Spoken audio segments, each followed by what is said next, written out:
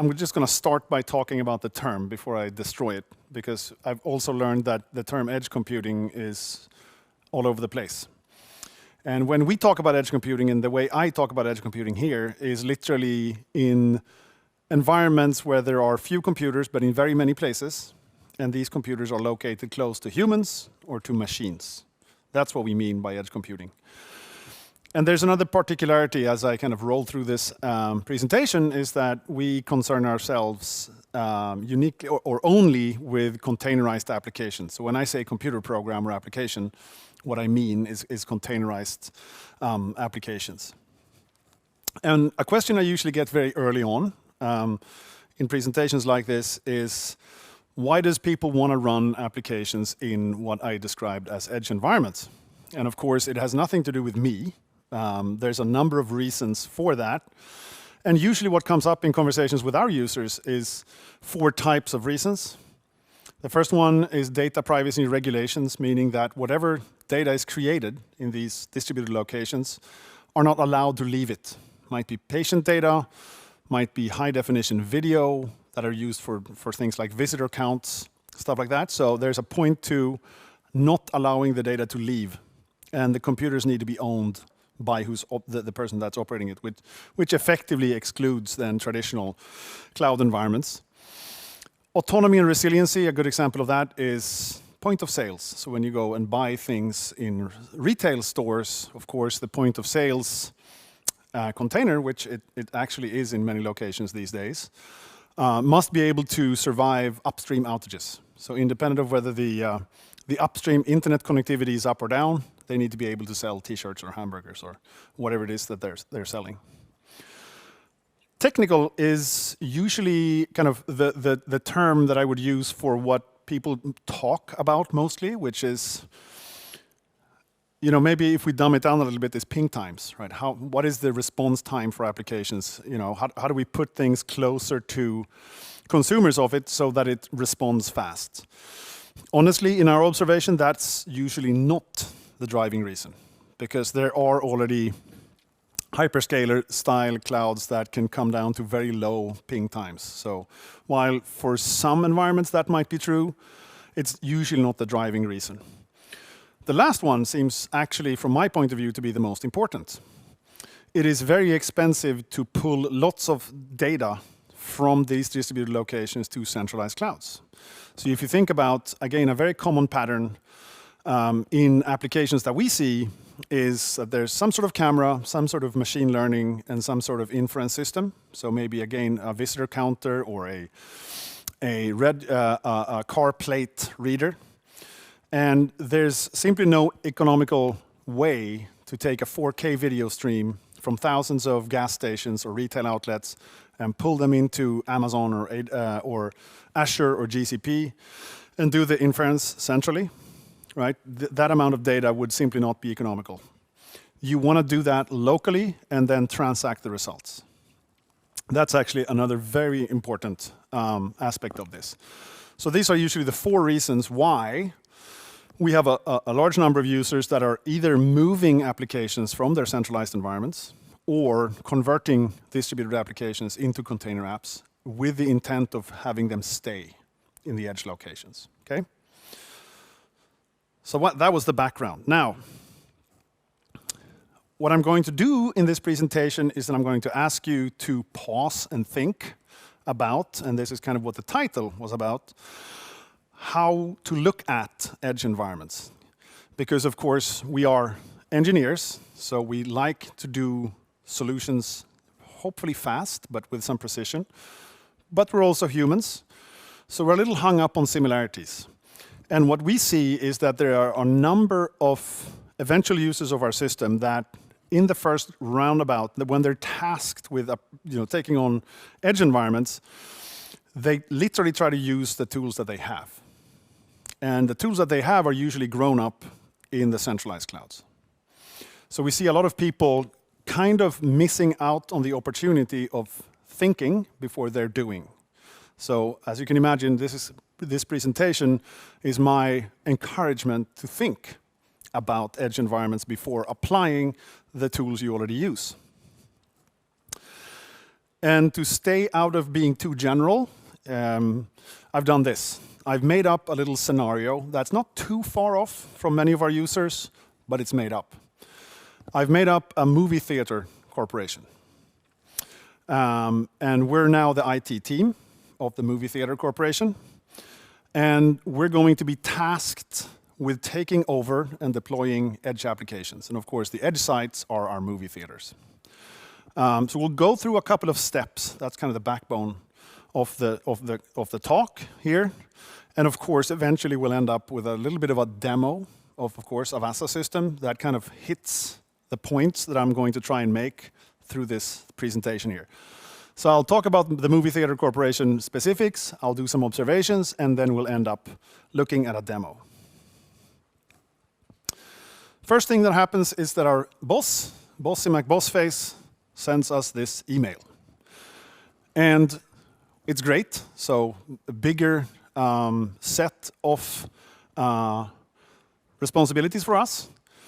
Moving some workloads, because we're a very seasoned team, we're very happy or reasonably happy with the setup that we have for the centralized cloud, but we have now reasons to rethink this, given to us by management, and we're going to move a couple of applications from the centralized clouds into the movie theater operations for some of the reasons that I mentioned before. And that's kind of our task. And we have to then step back a little bit and look at what is it that makes what makes it different between the centralized cloud that we know a lot about and are experienced with operating and running applications then in, we happen to have a large number of locations. So the first thing we do is we look at the infrastructure layer. So let's start from the bottom. What is the difference between the central cloud, and that might be private centralized clouds, hyperscalers, what have you. And when people ask me in general, what do you say is the definition of the edge or edge clouds, I usually use this first line. And I say that centralized clouds are defined by having absurd amounts of computers, but in few locations. And in few locations, in this case, for the bigger ones are, of course, a couple of tens of locations, but thousands, if not tens of thousands of computers. Edge infrastructure, on the other hand, if you look at a retailer, or for that matter, maybe a healthcare provider, they usually have thousands of locations, but maybe 3 computers in every location.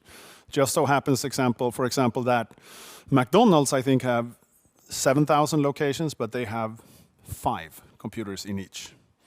So a big contrast, a big difference between the two. And it turns out that that's actually a pretty profound difference, of course. And it leads to the second one. Well-built and well-designed and well-planned central infrastructure have pretty soft limits on resources. If the planning team is doing its job, the amount of resources will be ahead of the resource consumption.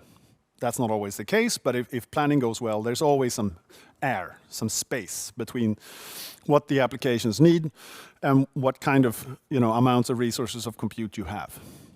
Edge infrastructure, again, there's a sandwich restaurant chain in the US called Chick-fil-A. They have 3 Intel NUCs in each restaurant. If you're a little sloppy with your applications, you will actually hit the out-of-memory demon in Linux, right? So it will literally start killing off your applications inside of that because there's literally hard limits. There's no more compute. And just the mere thought of truck rolling additional nodes to thousands of locations is, of course, a multi-quarter, maybe even a multi-year undertaking. So you have to really live with the fact that you're going to hit hardware-based boundaries for your applications. And the third one is maybe more almost philosophical. Well-operated central infrastructure reduces the point of location, particularly if you combine it with a CDN, right? Your central application can run, probably should run on the right continent, but that's about it. In edge locations, the locations actually carry meaning. There's a point to why the 3 NUCs are located in this particular sandwich shop, right? It doesn't actually make sense, for example, to fail over an application to another restaurant, right? The location itself is meaningful. There's a point to why things are where they are, and it ties into how applications behave. So these are kind of 3 dimensions in why the observation we're making is why the infrastructure part is different between the 2 types of compute topologies. All right, back to our movie theater scenario. We're now going to take inventory of our current infrastructure. So we're going to get presented with what is it that we have to run on, and what does that look like. And this is a very common pattern. So you have already in place handcrafted, hand-selected cloud infrastructure. In this case, we've been careful. We have 3 availability zones. We run Kubernetes appropriately for the centralized environments. We're happy with that. We're up and running. We know how to monitor and observe and operate and all that kind of stuff. Of course, we've already chosen our application operations setup. So we have our pipeline and we have our monitoring tools. What's new here then, of course, is on the right side. More than 100 theaters. Depending on the size of the location, we'll have 1 to 3 Linux servers. So it's our own hardware, it's our own favorite Linux, and there's container runtimes already on them. So that's a pretty common setup for a lot of edge infrastructure. Some of the users that we have may have squeezed some sort of hypervisor onto it because they need to do legacy applications. That's very common in retail, for example, maybe some Windows. But then they carve out 1 or more VMs for Linux with a container runtime. So pretty common setup, and it's worth noting that most of the applications that I've seen live has 2 components. So they have 1 component that's replicated on the edge, again, maybe doing something like live video object identification, but then transact that back to a centralized application. So they usually work in lockstep. So you can think of an application having, again, 2 components, one that's centralized and then one that is replicated across hundreds, if not thousands, of locations. And at times, 2-way communication between the 2. But at least some reporting mechanism from the distributed environment up to a centralized application that then has a user-facing, some sort of UI. So it's a very common setup. So if we look at the definition of then what's actually needed or required by the different types of clouds. And I usually think about clouds as an operational model. What does this compute substrate have to offer for us to operate it? And we tease that apart in 3 dimensions as well. The awesome part of a central cloud, of course, coming back to the provisioning of resources, is that we can provide rapid elasticity, scale in, scale out, for example, but also in terms of networking and all kinds of cool stuff, because we have very controlled environments, lots of resources, and at this point in the industry, pretty well automated, well understood means of doing this. Edge clouds, on the other hand, as I mentioned before, has a very fundamental requirement on application autonomy, meaning that when someone digs off the cable, the applications should have a reasonable chance to keep chugging along. Right? So we have to reduce the expectations on infrastructure stability and infrastructure availability. And as maybe a point of observation here is that it's surprising how many applications today expect DNS. That's always an interesting way of torturing applications, is removing DNS and see what happens. Usually bad things happen. But if you want to run this, of course, across 1,000 retail stores, and the application is the actual cash machine, the point of sales, probably should make sure that it can survive choppy DNS. So that's 1. Number 2, movable workloads. Kind of the point with Kubernetes, kind of the point with Docker Swarm, Mesos, kind of the point with most of these things is the ability to move your computer program across nodes, and in best case, actually also across groups of nodes, meaning between data centers, as part of your normal expectations. Makes no sense at the edge. Again, if your point of sales crashes downtown London, you can't fail over to Glasgow, right? That makes no sense, because then you can't serve people in the store in London. What's really important here, on the other hand, is targeted deployments. So let's say you have 4,000 retail outlets Of course, they're going to look different. They're going to be in different countries. So it's unrealistic to believe that you're going to run the exact same applications across. There's usually criteria that you need to take into account to configure and deploy the right setup of applications in the right locations. And criteria can be things like the obvious ones, like geography, right? In which country is this? But it can also be things like, does the computer that I run on have a TPM?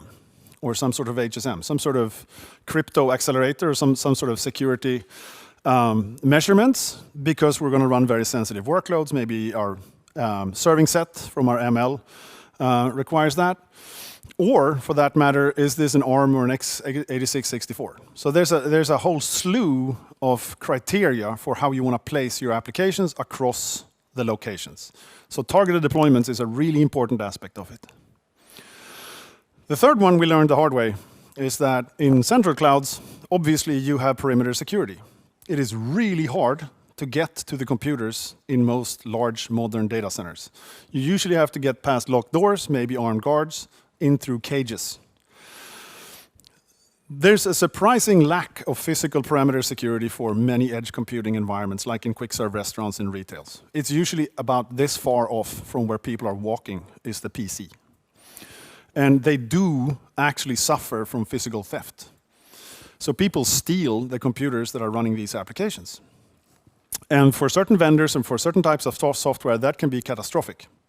But it's also not something that a modern development team takes into account, is that the host which I'm running on might be stolen, so I better do some security around that. They kind of assume that there's an armed guard around the computer where they run. So as a cloud, we have to provide, or in terms of what edges need to do, we have to think about making sure that if someone, or when maybe, someone steals a PC, what are the measurements we have in place to protect applications and data? Assuming that they, by the way, have physical, they can tamper with the device. They can pull the disk. How can we make sure that keying material doesn't leak through exfiltration? So another very, very big difference in my mind. All right. Moving right along back to our movie theater setup.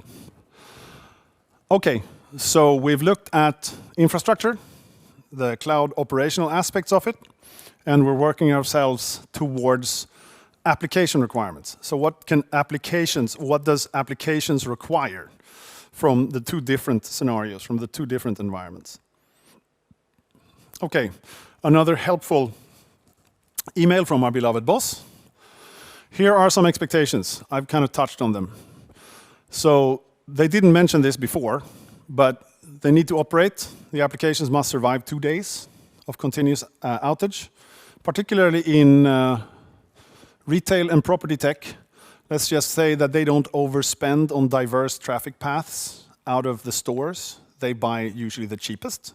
And if you have thousands of locations, then you're always going to have a handful or two of locations that are not available, and half of them will be planned, and half of them will be catastrophic or unplanned.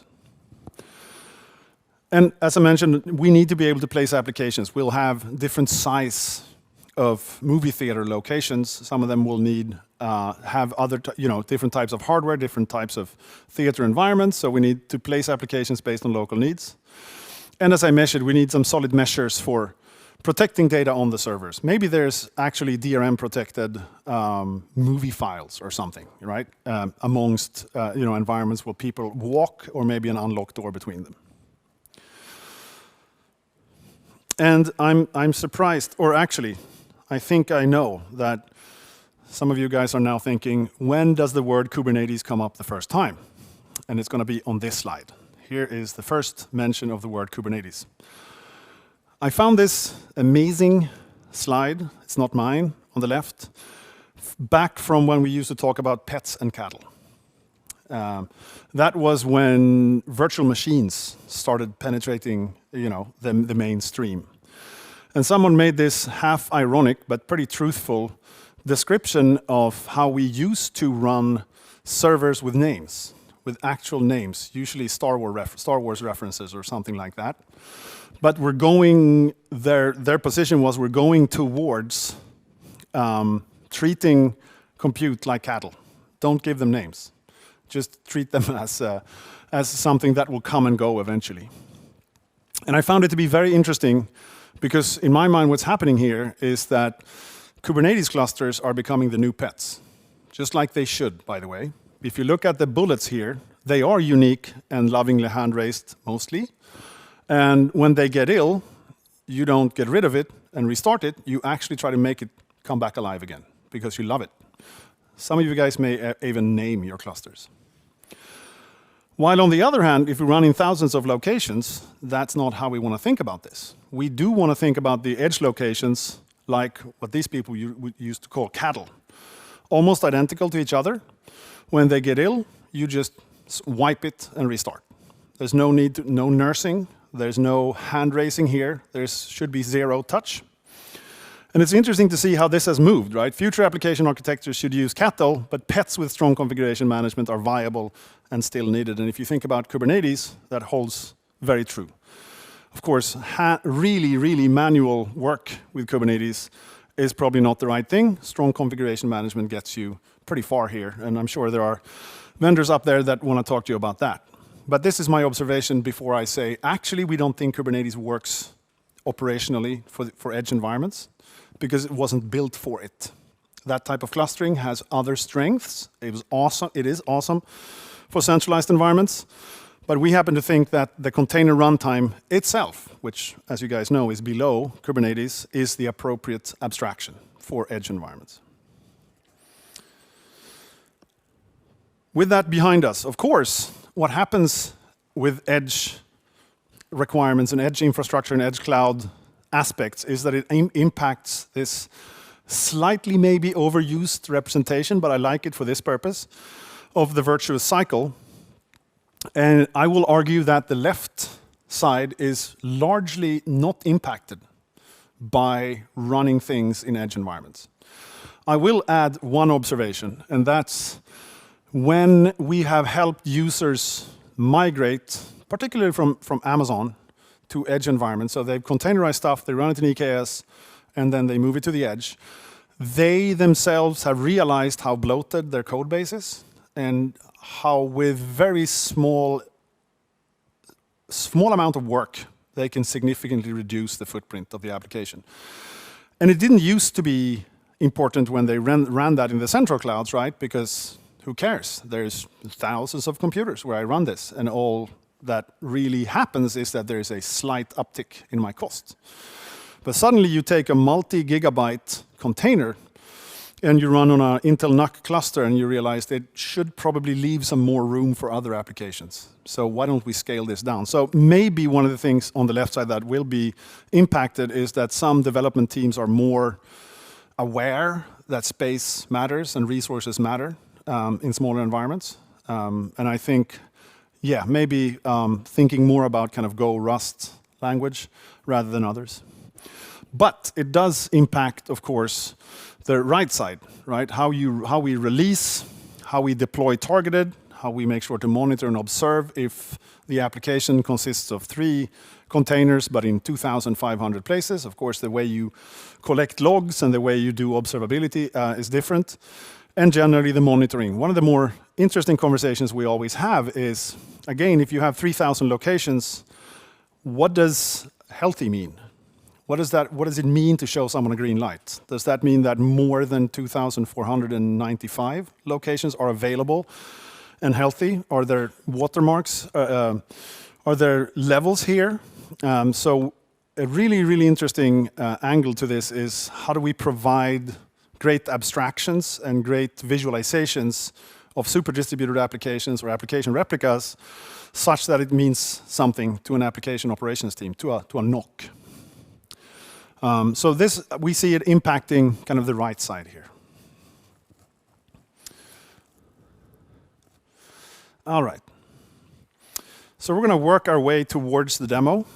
And here's the kind of outline of what a system that I would propose looks like, and of course, working towards an actual instance of this.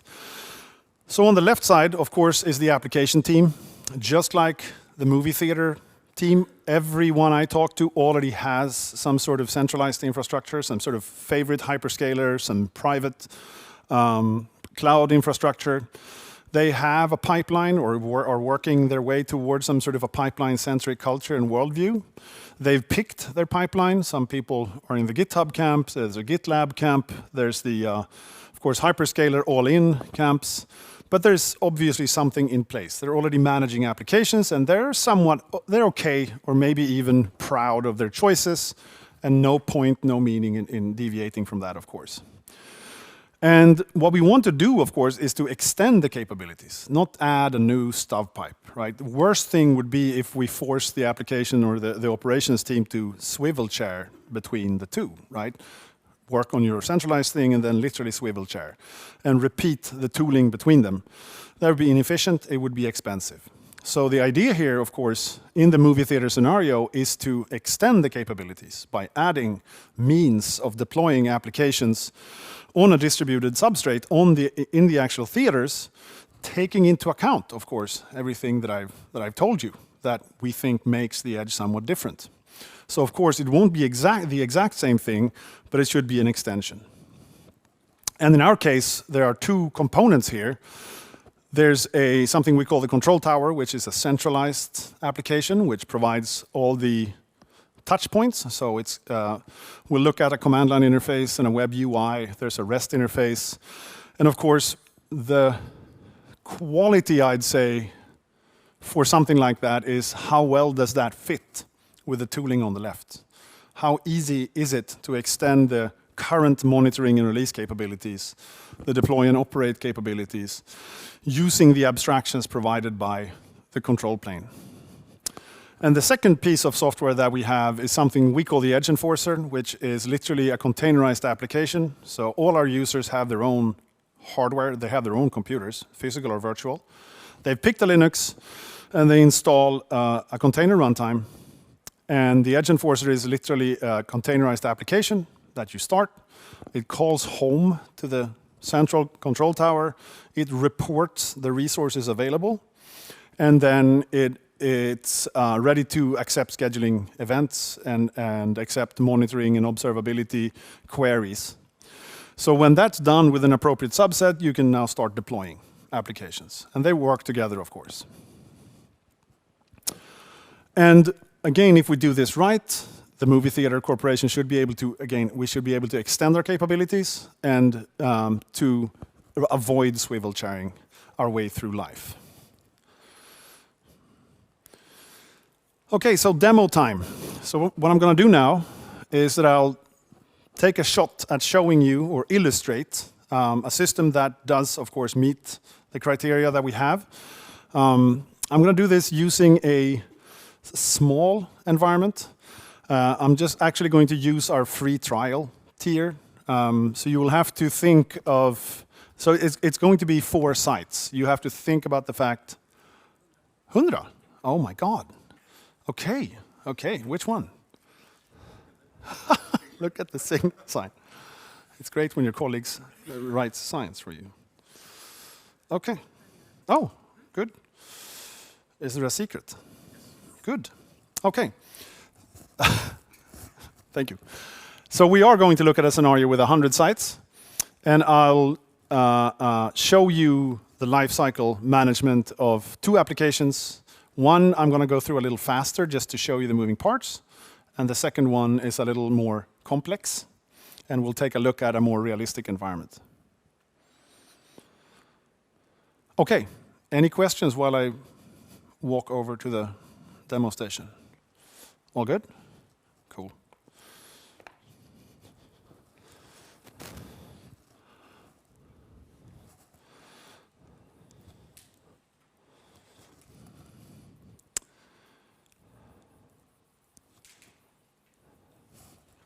Uh-huh.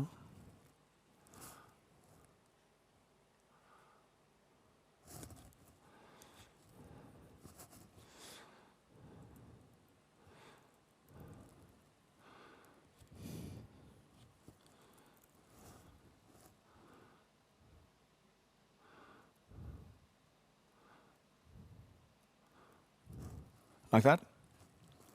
Good.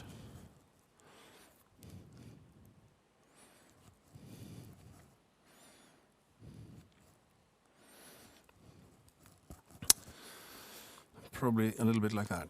Is that? Can you guys see that? Does that make sense? Good. Okay, so apologies for the violent switch here. So here's the web UI of the system.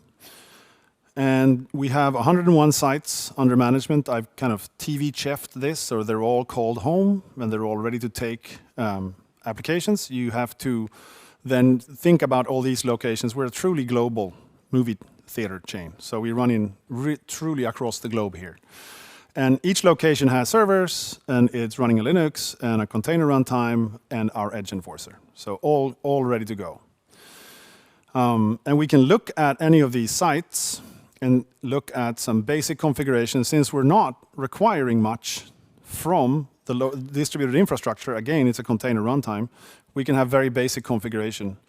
It's basically a descriptive name, some latitude and longitude, because of course we want to put it on the map, and a host ID, which is the secret that binds the configuration together with a node that calls home. So very basic stuff. We manage the lifecycle of the agent itself under the hood. So it's literally a couple of minutes to set these sites up. If we look at the state, I mentioned that it also reports back what they see, and here's how you can tell I'm cheating a little bit, is that it dutifully reports that it's literally running on an Amazon EC2. So these 100 sites are actually running on Amazon and not in movie theaters. And we can also see things like what's the architecture, how many vCPUs, what Linux, and a couple of other things. And the reason why I'm talking about this and also mentioning the labels here is that, of course, we believe targeted deployments needs some sort of data set to match on. And I'll just mention that and I'll show it. But these are the types of things that we see users using. So again, we only want to run this application if there's a TPM actually reported by the Linux kernel, or if there's SRIOV for time-sensitive applications. So only run this application if that's true. And we use that as a part of a matching process. Okay, then we're going to take a look at applications, and we'll talk about that, and deployments. I'm going to leave the rest for now, because again, I want to do a quick flyover here. So applications in our world is very similar to what you have in Kubernetes or Swarm or Mesos. And they have names. So the first application that we are going to roll out across our movie theater footprint is a visitor counter, a little application. It's totally made up, but the container is named visitor counter. So the application has a name, and service is the same kind of construct you've seen before. It has name, and it's literally a set of containers that's supposed to be scheduled on the same node. So we need a container, appropriately called visitor counter.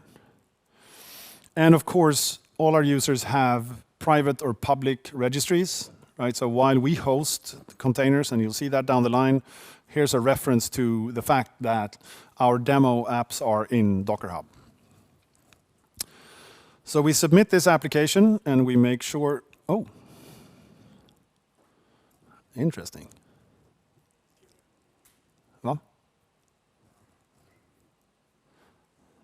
En gång till. Oh, okay, that's good. We want to look at the state. And we want to make sure that we've pulled down the image that we found it, and it's literally in the system, and we can see the build SHA and compare it to offline nodes. So now we're ready to go. So we now have lined up a very, very simple application, and we're ready to deploy it. So a deployment for us then is a different concept than the application. So in this case, we'll call it the visitor counter deployment. And we only have one application, so we'll use that. And then we're going to use labels. And just to show you really quick here, there's a system level label called type. And equals edge means every site that should run applications, or that can run applications. So I just want to show you the fast path through here. And it's worth noting that we're now matching on 100 sites. It's an idempotent system, right? So it also knows that since we're not running anywhere, it will be a net add, right? So we will only add. Had we already been running, we wouldn't had to install in those sites. So we submit this new deployment, and we can start looking at events, hopefully coming up here. Yep. It's a really, really rapid process, right? So it's all about pulling into the local sites and then starting them. So we can also glean the map and look at yellow and green coming up globally here. And the time is usually based on how fast we can pull the containers. So we're at 60 something. Here we go.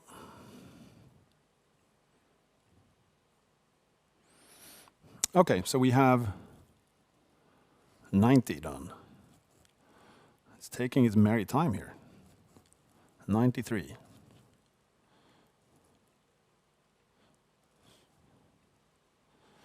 Usually is faster.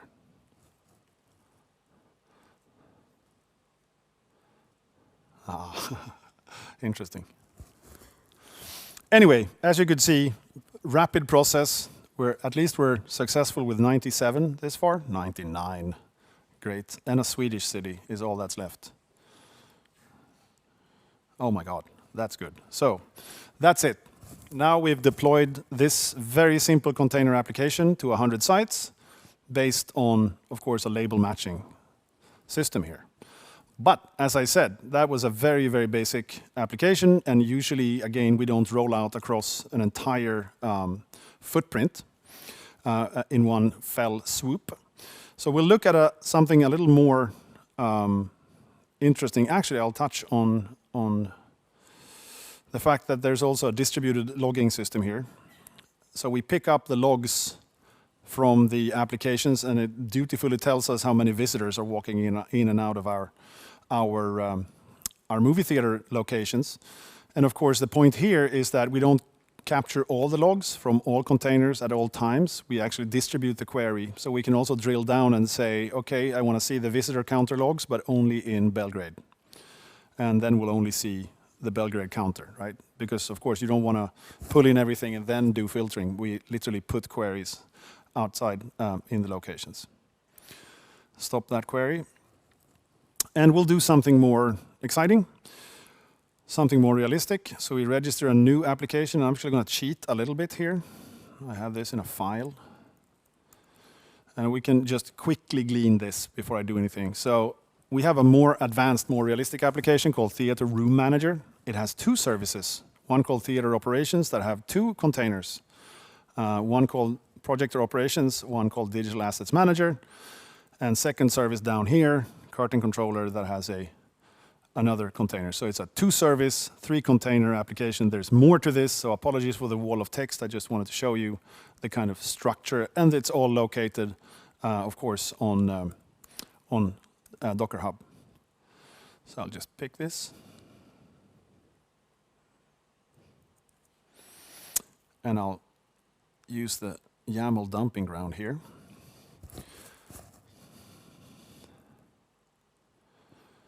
And we'll make sure that we have it all. Yup, almost.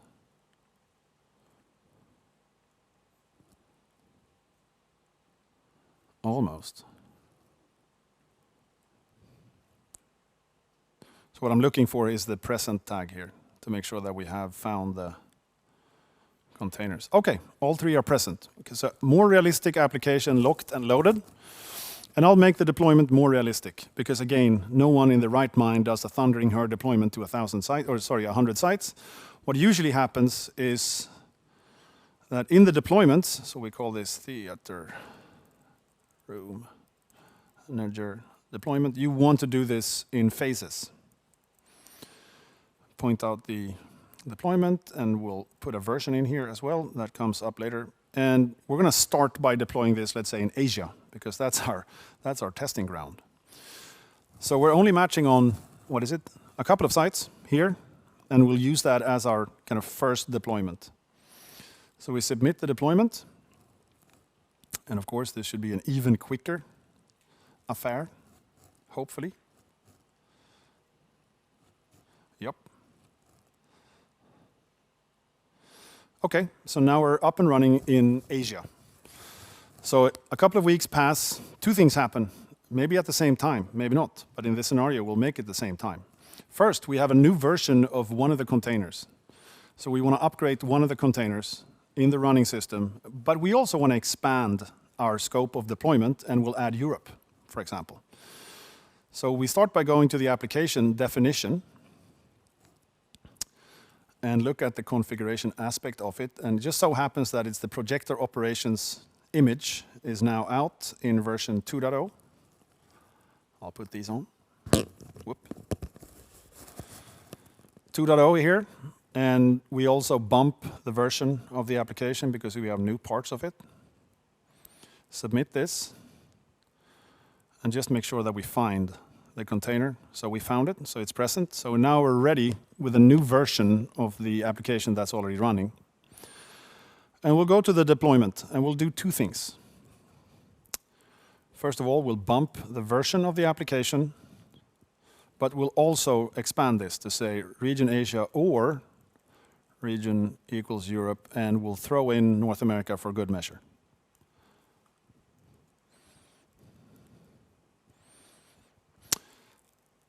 So we're matching on 68 sites. That's 55 more than we used to.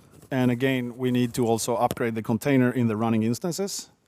Of course, that's something computers are very good at. So we'll do that.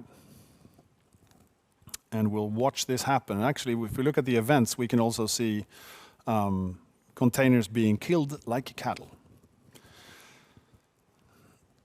Back to the map.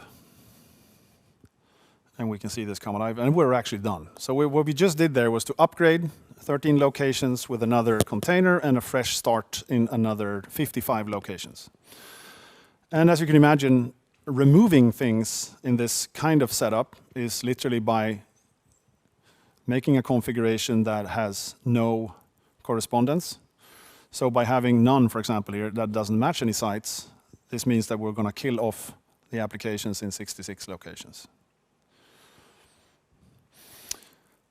And of course, I'll just leave it like this because I want to show you something. We'll redeploy to 100 of them. Because what I wanted to show you is, of course, the application representation. You saw that is in YAML, and of course, something that most of our users will manage as they do with their source code or other types of artifacts. And the same thing is true for the deployment specification. So in this case, this is literally what it looks like, and of course something that is eminently useful to manage in Git or something similar. All right, I don't see any hands or any questions. What? Oh, okay, yeah. So I think I'll move to conclusions.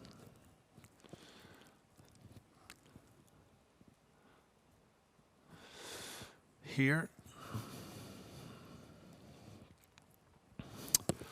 Okay, so wrapping up, I hope this helped a little bit to think about the differences between edge environments and centralized cloud environments. Obviously, there's a very common streak. They're both substrates that we want to deploy, lifecycle, monitor, and observe applications on. But I would strongly urge you to take into consideration the differences, both in the infrastructure layer, in the kind of cloud operations layer, and the application requirements layer. And of course, if you want to talk about details about stuff like this, that's what I do all day, every day. And I, of course, can't miss mentioning, first of all, thank you for coming. And the second is that there are some T-shirts and some stickers that I think you'll like on your way out. And that's it. Thanks.